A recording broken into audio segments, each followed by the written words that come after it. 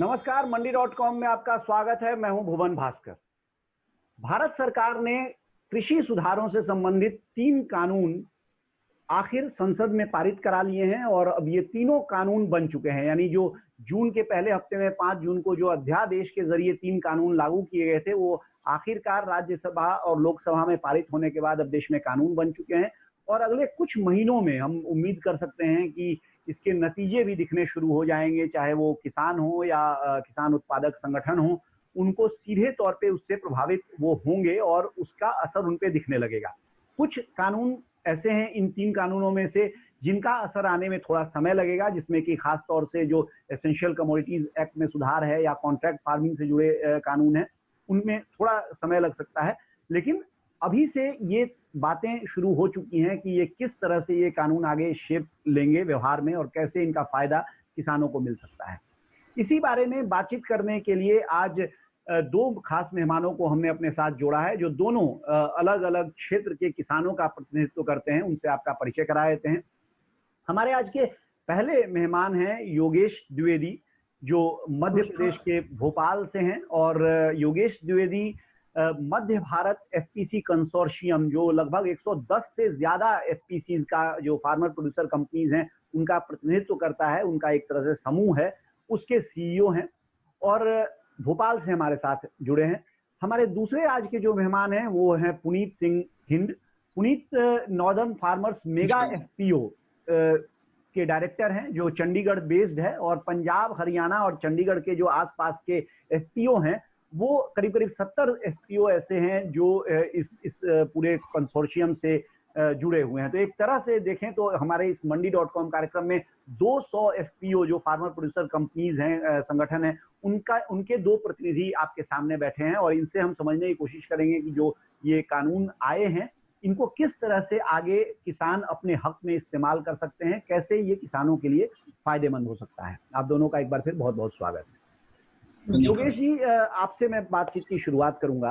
आप मुझे ये बताइए कि जो अनुभव, क्योंकि आप एफपीसीज के साथ काम कर रहे हैं और आपके सारे एफपीसी जो हैं वो अनाज में, मैं इसलिए कह रहा हूं कि जब हम पुनीत पर आएंगे तो हम देखेंगे कि वहां पुनीत के बहुत सारे एफपीसी या जो उनका काम है वो डेयरी से भी जुड़ा हुआ है, वो दूसरे अन्य क्षेत्रों से भी जुड़ा है, लेकिन आपका जो ज्यादातर काम है वो सीधे सीधे मंडियों से जुड़ा हुआ है और मंडियों से आपका साबका रहा है।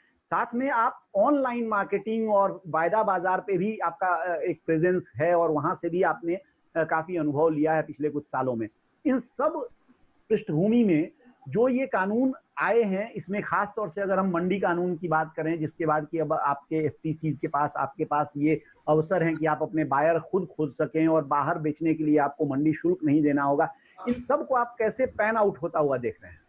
मंडी अधिनियम में इस तरह के सुधार जो है ये हमारी बहुत पुरानी मांग थी और किसान उत्पादक संगठन अपने सदस्यों से, अपने जो नॉन सदस्यों से, जो मेंबर है, उनसे कैसे वो खरीद सके अपने उत्पाद, इसको लेकर के अभी तक कानूनी रूप से अनुमति नहीं थी और इस कानून के माध्यम से अब हम स्वतंत्र हैं अपने किसानों से और हमारे किसान भी किसी को भी अपना उत्पाद बेचने के लिए स्वतंत्र है। तो ये जो आजादी है, जो विक्रय की आजादी, ये जो है बहुत महत्वपूर्ण कदम है और हमें लगता है कि आने वाले समय में किसान जो है इस कानून के माध्यम से बड़े बाजार की तरफ जो है वो लोग उसका जो है फायदा ले सकते हैं और वो जो एक मंडी तक की जो उनकी सीमितता थी काफी दशकों तक, वो शायद कम होगी। जी पुनीत, इसी सवाल को मैं आपसे भी पूछूंगा। आगे चल के हम लोग और डिटेल में जाएंगे, लेकिन फिलहाल अगर मैं आपसे समझना चाहूँ, खास तौर से आपकी राय इसलिए भी थोड़ा महत्वपूर्ण है क्योंकि आप उस क्षेत्र से आ रहे हैं जहाँ की हमने देखा है कि इस कानून के बाद काफी बेचैनी भी बहुत सारे सेगमेंट्स में देखने को मिली है। तो अगर हम इन बातों को एक कुछ समय के लिए किनारे रख दें कि क्या हो सकता है, किस बात की आशंका है, किस बात की संभावना है, लेकिन अगर केवल कानून के प्रावधानों के हिसाब से अगर हम चलें तो आपको क्या लगता है कि किसान जो मंडी के अलावा जो उसको आजादी मिली है, उसका वास्तव में कीमत के लिहाज से उसको किस तरह से फायदा मिल सकता है? आपका जो अनुभव, खास तौर से आपने डेयरी में जो काम किया है, वो काम आपने मार्केटिंग भी आप उसमें साथ में कर रहे हैं, तो वो मार्केटिंग का अनुभव भी आपके पास है, तो उसके लिहाज से आप इस पर थोड़ा सा हमारे दर्शकों को बताइए। अब ये कहना बिल्कुल ठीक है, जैसे योगेश जी ने बताया कि बहुत देर से हम मांग कर रहे थे कि मंडियों के बाद जब हमारी कोई वहाँ खरीद नहीं है, और मंडियों के बाद जब हम कोई फसल एक स्टेट से दूसरे स्टेट, जैसे किन्नू पंजाब से बाहर जाता है, तो उसकी बॉर्डर पे खड़े होके जो सरकारी एम्प्लॉई हैं वो पर्चियां काटते हैं, वहाँ टैक्स काटा जाता है। तो ऐसी दिक्कतें जो मंडियों के बाहर पहले आ रही थी, उनके लिए तो ये जो नए कानून है ये बहुत मददगार किसानों के लिए साबित होंगे उनके लिए। और हम ये सोचते हैं कि किसान होने के नाते हमारे पास जितने ज्यादा खरीदार होंगे वो अच्छा है। लेकिन अगर हम दूसरी तरफ बात करें इन्हीं कानूनों के को ध्यान में रखते हुए, जो किसान एमएसपी के ऑलरेडी एमएसपी पे डिपेंड है, तो हम ये चाहते हैं कि कोई भी रिफॉर्म आए लेकिन वो रिफॉर्म एमएसपी की लागत पर at the cost of MSP नहीं आना चाहिए। किसानों के लिए जो एक सेफ्टी नेट की जो जरूरत हम बार बार कह रहे हैं कि हमारे लिए हमारा जो सेफ्टी नेट है वो एमएसपी है। एमएसपी जो किसान सब्जी भी लगाता है, गेहूं धान वो भी लगा रहा है, तो उस सेफ्टी नेट को बरकरार रखते हुए इन रिफॉर्म्स को अगर हम लॉन्च करते हैं तो ये सोने पे सुहागा हो सकता है। अदरवाइज हम सीधा इंटरनेशनल मंडी से जुड़ जाएंगे अगर बिना सेफ्टी नेट के आएंगे, और जब हम ग्लोबल मार्केट से जुड़ेंगे तो हमें पता है, जो हमने पास्ट में भी देखा है, जो हमने दूध में देखा है कि कैसे इंटरनेशनल कीमतें जो है वो हमारी मार्केट को कंट्रोल करती हैं, हमें उस चीज का भी डर है। जी, एक अच्छी बात आपने कही है कि आप ये आश्वासन भी किसानों को होना चाहिए कि उनका जो मुख्य तौर पे खासतौर से पंजाब हरियाणा में है जो ब्रेड एंड बटर कहते हैं जिसको कि एमएसपी है, उस पर आंच नहीं आए। हालांकि इसी का एक दूसरा पहलू ये है कि स्वयं प्रधानमंत्री बार बार संसद के अंदर और बाहर ये आश्वासन दे चुके हैं कि इसके ऊपर कोई आंच नहीं आएगी। तो फिलहाल हम लोगों को मान के चलना चाहिए कि प्रधानमंत्री क्योंकि इस देश की सबसे बड़ी अथॉरिटी है, तो हम मान के चल सकते हैं कि चलिए वहां से एक आश्वासन आया है तो उस पर भरोसा किया जाए। फिलहाल एक वक्त हो गया है छोटे से ब्रेक का। ब्रेक से लौटने के बाद ये चर्चा हमारी जारी रहेगी। देखते रहिए मंडी.com, बने रहिए हमारे।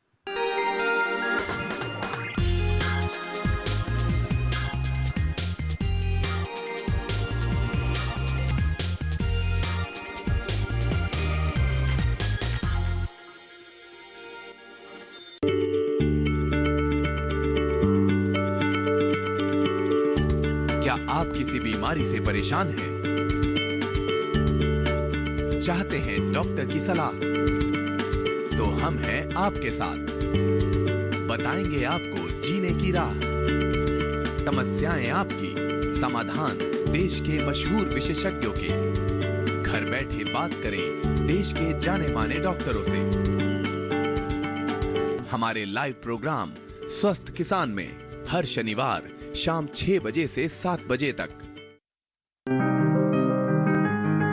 बीमारियों से कैसे बचेगी फसल? मवेशियों की मुश्किलों का क्या है हल? कहां से लाएं बीज, कितनी लगेगी खाद? किसानों के हर फोन का विशेषज्ञ देंगे जवाब।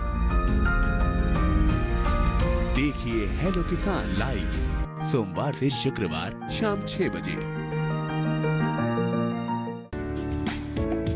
ये कामयाबी है अन्नदाता की। ये कहानी है खेत और खलिहानों की। कैसे करें अपने पशुओं की देखभाल? जानिए गांव-गांव के किसानों का हाल। देखिए गांव किसान सोमवार से शुक्रवार दोपहर 12 बजे सिर्फ डीडी किसान पर।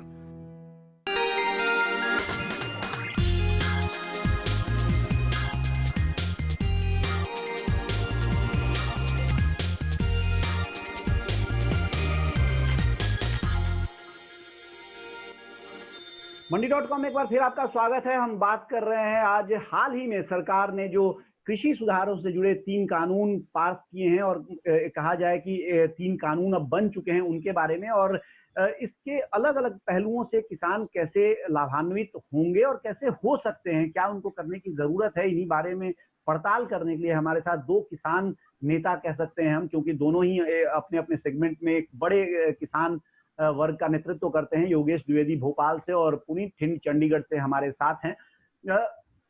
योगेश, ब्रेक पे जाने से पहले मैंने जो सवाल पुनीत से किया था वो सवाल अब मैं आपके पास लेकर आता हूं कि एक तो बात होती है कि आपको ये फ्रीडम मिल गई, आजादी मिल गई कि आप अपने खरीदारों का चुनाव कर सकते हैं। लेकिन खरीदारों का चुनाव आपको करने के कारण आपको भाव भी अच्छा मिले, ये कैसे सुनिश्चित होगा? और इसके लिए कितना, आपको क्या लगता है, आपका जो अनुभव है उसके हिसाब से मैं समझना चाहूंगा कि क्या वास्तव में प्राइस रियलाइजेशन जिसको कहते हैं, जो वास्तव में किसान के हाथ में जो पैसा आएगा उस पर भी बढ़ोतरी होगी अगर उसको ये आजादी मिली है कि वो अपने हिसाब से अपने खरीदार को चुन सके? बहुत अच्छा आपका सवाल है और इसको लेकर के मैं स्पष्ट करना चाहूंगा। देखिए कि जो हमारा जो किसान का जो वर्ग है हमारे देश में, उसमें दो तरह के किसान हैं। एक किसान जो है जो लगभग जो कि जिनकी संख्या 20% से ज्यादा नहीं है, वो थोड़ा सा मध्यम है, बड़े किसान हमारे हैं, बड़े किसान बेसिकली हैं, जो कि इस व्यवस्था में, खुले व्यवस्था में मतलब पूरी तरह से तैयार है। जैसे कि हमारे साथी ने बोला, पुनीत जी ने, कि तैयारियां भी बहुत जरूरी है। मतलब ओपननेस केवल आपने आजादी दे करके उस आजादी को उपयोग करने की, क्या हम उसके लिए तैयार हो चुके हैं, ये एक सवाल है बहुत ज्यादा, पर्टिकुलरली हमारे जो छोटे और मध्यम किसान है। और इसीलिए इसके लिए हमारे मानना है कि सरकार ने जो हमारा किसान उत्पादक संगठन का जो कॉन्सेप्ट जो भारत में लाया गया है, ये वास्तव में इसकी जो कॉन्सेप्ट के पीछे जाएंगे तो इसीलिए लाया गया था कि जो ग्लोबल जो मार्केट है उसकी जो चुनौतियां हैं, उससे हमारे छोटे किसानों को हम कैसे उनको इकट्ठा करके और उसको किस तरह से हम एक प्लेटफॉर्म में ले आए ताकि वो तैयार होकर के और उस चुनौतियों का मुकाबला करें और उसमें बेहतर सामंजस्य बना करके लाभ ले सके। अभी एक बड़ा मुद्दा है, ये बात सही है कि जो बड़ी बड़ी कंपनी है, जो बड़े बड़े बायर आएंगे, उसके लिए अभी हमारे छोटे किसान, जब तक वो किसी संस्थागत किसान उत्पादक संगठन जैसे संगठन जो किसानों के स्वयं के संगठन है, उस तरह के प्लेटफॉर्म पर उनको कोई प्रोफेशनल असिस्टेंस जो इस पूरे मॉडल में है, उसमें पढ़े लिखे लोगों का एक उसमें एक टीम रहेगी जो उनको मदद करेगी और उनके खुद के अधोसंरचनाएं होने चाहिए, संग्रहण केंद्र होना चाहिए, प्रसंस्करण केंद्र होना चाहिए, सॉर्टिंग ग्रेडिंग करके, तब क्या करके वो मार्केट से जो है नेगोशिएट कर पाएंगे। अगर हम अपने किसानों को केवल ये मान के कि हमें ओपन इकोनॉमी का हमने बाजार खोल दिया और हर छोटा किसान जा करके आपका जो है बड़े बड़े कंपनियों से मोल भाव कर पाएगा, ले पाएगा, ये थोड़ा कठिन रास्ता है। क्योंकि आपको मालूम है कि भारत में केवल जो है 30% 32% किसान ही मंडी जा पाते हैं। जिस क्षेत्र का मैं मध्य प्रदेश का निवासी हूँ और हमारे यहाँ मध्य प्रदेश में केवल 37% किसान ही जो है मंडी पहुंच पाते हैं। तो और इसी तरह अगर एमएसपी की बात करें, जैसा मेरे साथी ने बोला है, क्योंकि वो जिस राज्य को बिलोंग करते हैं वहां पे ये बात सही है कि वहां पे बहुत बड़ी मात्रा में एमएसपी में खरीदा जाता है, लेकिन पूरे देश के उत्पादन का केवल मात्र 1/3 से कम ही एमएसपी में खरीदा जाता है। अगर आप ये चीज देखें तो अभी भी जो 2/3 है वो एमएसपी के बाहर है। तो कुछ राज्यों को छोड़ करके और हमारे जैसे जो मध्य प्रदेश या इस तरह के जो राज्य है, यहाँ पे तो अभी भी ये मुद्दा है कि इसके लिए हमें, हमारे किसान तो बामुश्किल मंडी जा पाते हैं, तो हम उसके लिए सोच रहे हैं कि वो बड़े व्यापार में कैसे जुड़ पाएंगे। तो इसके लिए हमें अभी थोड़ा काम करने की जरूरत है ग्राउंड में, और हमारे किसान उत्पादक संगठन इसमें बहुत महत्वपूर्ण भूमिका अदा कर सकते हैं। जी पुनीत, एक और सुधार, ये एक सुधार है जिसकी बात हम कर रहे हैं, लेकिन एक और सुधार, महत्वपूर्ण सुधार आपके यहाँ पंजाब स्पेसिफिक एक सुधार अभी अभी करीब महीना भर पहले सरकार के पास आया है, वहां सिफारिशें आई हैं जो कि अहलूवालिया कमेटी की रिपोर्ट है। आपने हो सकता है देखा ही हो उसके प्रावधानों सिफारिशों को, जो मोन्टेक सिंह अहलूवालिया जी के नेतृत्व में एक कमेटी बनी थी। उसने जो पंजाब की खेती की जो समस्याएं हैं उनसे उबरने के लिए जो सिफारिशें की हैं, उसमें एक महत्वपूर्ण सिफारिश है डाइवर्सिफिकेशन की, और उसमें वो कमेटी कहती है कि वहाँ बहुत जरूरी है, अगर आपको सस्टेनेबल खेती करनी है पंजाब में, तो धान से क्योंकि वो बहुत ज्यादा पानी लेता है, तो उससे निकल के हम डाइवर्सिफिकेशन करें, दूसरे फसलों में जाएं। हालांकि वहां भी ये समस्या आ रही है कि जो डाइवर्सिफिकेशन होगा तो जो दूसरे फसल लगेंगे उसके लिए बाजार कहाँ है।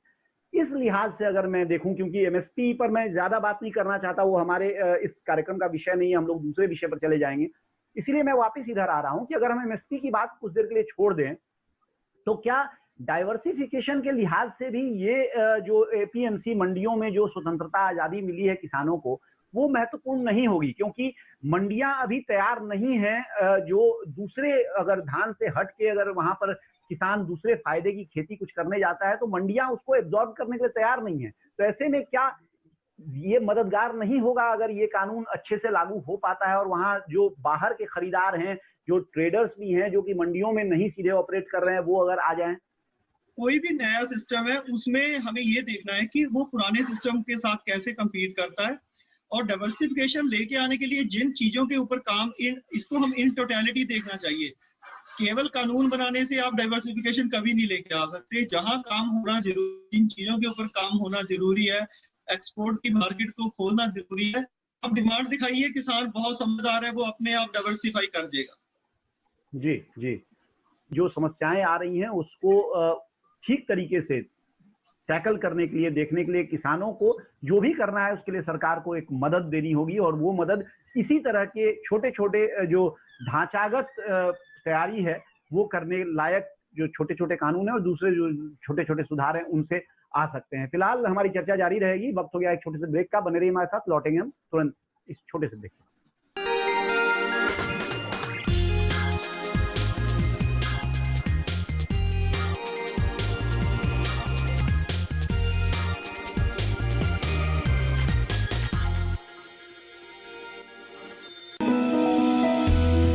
जानकारी जो किसानों के लिए हो लाभकारी,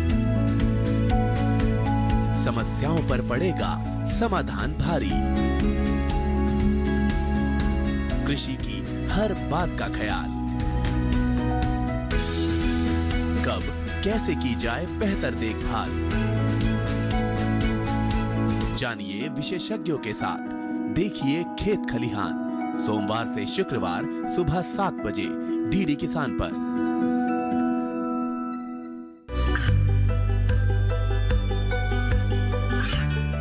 गांवों और पिछड़े क्षेत्रों में सरकारी योजनाओं की जानकारी पहुंचा। देश में कौशल और क्षमता विकास कर ग्रामीणों को सामाजिक बदलाव और विकास से जोड़ने की दूरदर्शन किसान की पहल चौपाल चर्चा देखें सोमवार से शुक्रवार सुबह 9 बजे।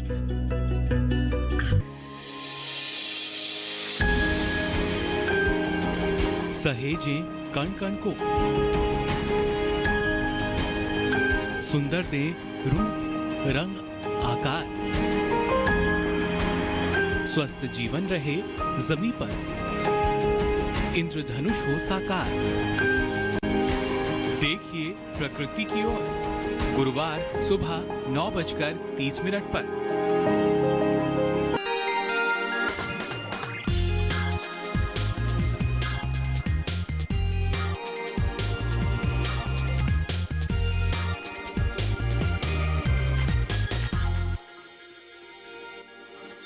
एक बार फिर स्वागत है आपका मंडी.com में। हम बात कर रहे हैं आज हाल ही में लागू किए गए तीनों कृषि सुधार से जुड़े कानूनों की, जो अभी करीब कुछ ही दिनों पहले कानून की शक्ल ले चुके हैं संसद के दोनों सदनों से पारित होकर, और उनका किसानों में किस तरह से उसकी तैयारी है, किस तरह से उसको आगे लेकर जाने की समझ बन रही है, विकसित हो रही है। यही समझने के लिए हमने दो फार्मर लीडर्स, दो किसानों के अगुआ जो हैं अपने अपने इलाकों के, उनको अपने साथ कार्यक्रम में शामिल किया है। योगेश द्विवेदी जो मध्य भारत एफपीओ कंसोर्शियम के सीईओ हैं, जो करीब 112 एफपीसी का प्रतिनिधित्व करती है, और पुनीत थिंड जो चंडीगढ़ से हैं, जो एक दूसरे नॉर्दर्न फार्मर्स एफपीओ करीब 70 एफपीसी का प्रतिनिधित्व करती है, उसकी ओर से यहाँ डायरेक्टर हैं और हमारे साथ हैं।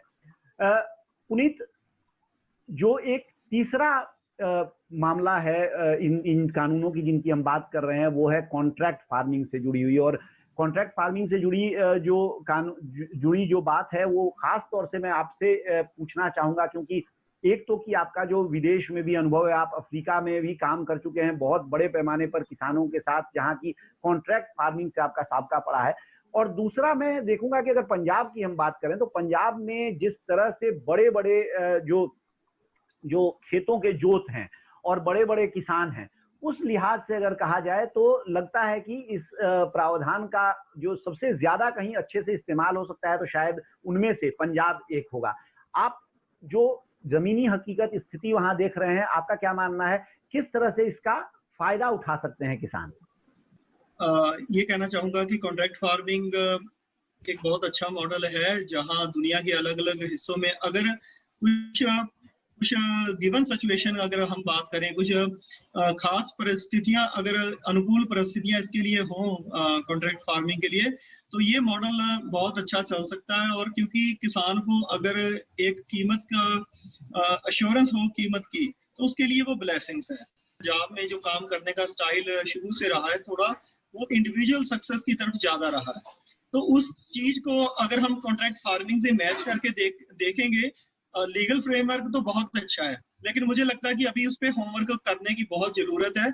अगर हम वो ग्राउंड में होमवर्क करेंगे, जैसे मैंने कहा कि किसानों के साथ उसका एक क्रिटिकल मास तैयार करने के लिए, फिर हम जाके एक at given point of time हम कह सकते हैं कि अब ये किसान इकट्ठे होकर कंपनीज के साथ कॉन्ट्रैक्ट फार्मिंग कर सकते हैं, क्योंकि ये बहुत एक नॉलेज इंटेंसिव काम है। कॉन्ट्रैक्ट फार्मिंग को समझना, चाहे वो फाइनेंशियल एस्पेक्ट है, चाहे उसकी टेक्निक्स को समझना, एग्रोनॉमी को समझना, स्पेसिफिकेशन को समझना। मैंने पिछले कोविड के सीजन में ही पंजाब में ही लोगों को 1 एकड़ से 30-40 हजार रुपया कमाते और 20-30 हजार रुपए का नुकसान खाते एक कंपनी के साथ ही देखा है। जी। फर्क किसी चीज का नहीं है, वही कंपनी है, वही टमाटर है, लेकिन फर्क सिर्फ उसकी समझ का है और दोनों के बीच की आपसी नेगोशिएशन का है। अच्छी बात इसमें कही पुनीत की, जो कोऑपरेटिव्स हैं या जो फार्मर प्रोड्यूसर कंपनीज हैं, वो एक बड़ी भूमिका इसमें निभा सकते हैं। और ये एक अच्छी चीज है कि हम जैसे देख रहे हैं, खास तौर से पिछले 2-3 सालों में जिस तरह से एक एफपीसी या एफपीओ एक मूवमेंट बने हैं, और अगले 5 साल में भी केंद्र सरकार 10,000 एफपीसी बनाने का लक्ष्य लेकर चल रही है, तो शायद उसकी तैयारी के तौर पे ये एक महत्वपूर्ण भूमिका उसमें ये निभाए। पुनीत, आपसे ये भी एक थोड़ा मैं समझना चाहूंगा कि जो कॉन्ट्रैक्ट फार्मिंग है, इसमें फूड प्रोसेसिंग सेक्टर कितनी बड़ी भूमिका निभा सकता है? और कॉन्ट्रैक्ट फार्मिंग हो, वो निश्चित तौर पे तभी ज्यादा से ज्यादा उसका असर होगा जब उसका एक बैकएंड तैयार हो और फ्रंट एंड तैयार हो। और इस लिहाज से बैकएंड के लिए जहाँ एफपीसी है, उसी तरह जो फ्रंट एंड है इसका वो उद्योग हो सकते हैं जहाँ की वास्तव में अच्छी क्वालिटी के जो उपज है उसकी मांग हो और एक अच्छा खासा तैयार फूड प्रोसेसिंग सेक्टर हो। फूड प्रोसेसिंग सेक्टर को मैं तो ये कहूंगा कि ये रीढ़ की हड्डी है कॉन्ट्रैक्ट फार्मिंग को कामयाब करने के लिए, क्योंकि बिना एक अच्छी फूड प्रोसेसिंग इंडस्ट्री को लगाए हम कल्पना नहीं कर सकते कि हम कॉन्ट्रैक्ट फार्मिंग को सक्सेसफुली चला सकते हैं। यानी कॉन्ट्रैक्ट फार्मिंग की सफलता के लिए बहुत जरूरी है कि जैसे हम बात कर रहे हैं कि एफपीसीज मजबूत हों, वैसे ही आगे इसकी इंडस्ट्री भी, जो फूड प्रोसेसिंग इंडस्ट्री मजबूत होनी चाहिए। योगेश जी, आपसे एक छोटी सी टिप्पणी चाहूंगा, क्योंकि बहुत सारे एफपीसीज आपके पास हैं और अभी जो हम बात कर रहे हैं तो पुनीत ने भी यही कहा कि एफपीसीज और जो कोऑपरेटिव्स हैं, एसएचजीज हैं, ये बड़ी भूमिका निभाएंगे, क्योंकि कॉन्ट्रैक्ट फार्मिंग कभी भी एक छोटे किसान 2 एकड़ 3 एकड़ के किसान के साथ किसी कंपनी का नहीं हो सकता है। आपकी एक प्रतिक्रिया और इसके असर पर आपका किस तरह का इसका इम्पैक्ट हो सकता है, इस पर आपका आकलन? भुवन जी, मेरा ये मानना है, जैसे मैंने बताया कि एक तो जो हमारे साथी बता रहे हैं कि एक तो हमारे संस्थागत तैयारियां करनी पड़ेगी कि हमारे किसान किसी संस्था के माध्यम से, ताकि वो चीजों को समझ सके। जो बारीकी है कॉन्ट्रैक्ट फार्मिंग में, सबसे बड़ा मुद्दा ये है कि ज्यादातर ये देखा गया है कि जब उत्पादन बढ़ जाता है तो कई तरह की शर्तें जो है, इस तरह की जो ह्यूमन डिस्क्रिप्शन बेस जिसको बोलते हैं, कि वो आदमी पे आधारित होती है और कंपनियां क्या करती है, क्वालिटी के नाम पे या कोई किसी की कमी को निकाल करके और मटेरियल लेने से मना कर देती है। सबसे बड़ा कॉन्ट्रैक्ट फार्मिंग का विवाद ये, क्योंकि वो मानव आधारित उसमें निर्णय होते हैं। मेरा ये मानना है कि इसमें तकनीकों का प्रयोग करना चाहिए और किसानों को किस तरह का व्यवस्था ऐसी हो जहां पे कि पूरी वैज्ञानिक तरीके से उसकी टेस्टिंग हो, चाहे वो मॉइस्चर टेस्टिंग हो, चाहे उसकी क्वालिटी की टेस्टिंग हो, जो भी इनर्ट मैटर और जो भी क्वालिटी के पैरामीटर्स है, ताकि और उसको पूरी तरह से ट्रांसपेरेंट व्यवस्था होनी चाहिए, ताकि किसानों के साथ कॉन्ट्रैक्ट फार्मिंग करके जब उत्पादन कम होगा तो बहुत सारे बाहर खरीदने के लिए आ जाएंगे और उनकी सब शर्तें ढीली हो जाती है, कमजोर। जहां उत्पादन बढ़ा तहां उन्होंने अपनी शर्तों को तरह टाइट कर देते, क्योंकि पूरा जो अभी नियंत्रण कंट्रोल जो है वो केवल बायर के हाथ में है, या जो भी बायर हमारा कॉन्ट्रैक्ट। तो इस व्यवस्था को थोड़ा पारदर्शी करने की जरूरत है, ताकि हमारे किसान उसको पूरी तरह से उसको फायदा मिल सके।